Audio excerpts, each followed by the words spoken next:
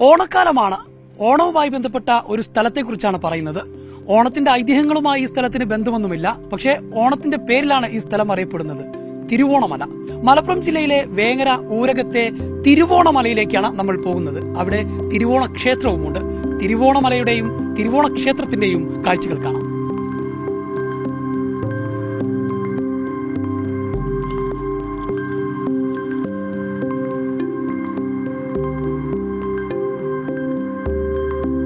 സമുദ്രനിരപ്പിൽ നിന്ന് ഏതാണ്ട് 2200 അടി മുകളിലാണ് തിരുവോണമല എന്ന ഈ മലയുള്ളത്.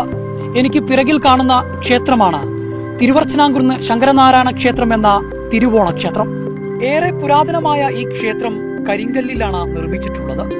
നേരത്തെ ഇതൊരു ജൈന ക്ഷേത്രമായിരുന്നു എന്നും പറയപ്പെടുന്നു. ഈ ക്ഷേത്രത്തിന് മുകളിലായി ഒരു അയ്യപ്പ ക്ഷേത്രവുമുണ്ട്. എല്ലാ വർഷവും തുലാമാസത്തിലെ തിരുവോണ നാളിൽ ഇവിടെ തിരുവോണ ഉത്സവം നടക്കും. അന്ന് ആയിരക്കണക്കിന് പേർ പങ്കെടുക്കും. അന്നദാനം ഉൾപ്പെടെ ഉണ്ടാകും. തുലാമാസത്തിലെ തിരുവോണ നാളില് പ്രധാനപ്പെട്ട ഒരു ഉത്സവമായിട്ടാണ് അത് അറിയപ്പെടുന്നത്. തിരുവർച്ചനാംകുന്ന് ദേവസ്വം, മലബാർ ദേവസ്വത്തിന്റെ കീഴിൽ ഇപ്പോൾ നടന്നുകൊണ്ട് പോരുന്ന ക്ഷേത്രമാണ്. ചിങ്ങമാസത്തിലെ തിരുവോണ നാളിൽ അവിടെ പ്രാധാന്യം പ്രത്യേകിച്ചൊന്നുമില്ല. ക്ഷേത്രവും കഴിഞ്ഞ് കുറച്ചുകൂടി മുകളിലേക്ക് കയറിയാൽ കണ്ണെത്താ ദൂരത്തോളം മനോഹര കാഴ്ചകൾ നൽകുന്ന ഒരു വ്യൂ പോയിന്റിലെത്താം.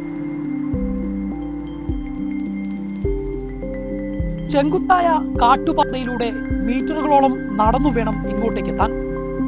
തിരുവോണമലയും തിരുവോണ ക്ഷേത്രവും ഒരു ഹിഡൻ സ്പോട്ട് കൂടിയാണ്.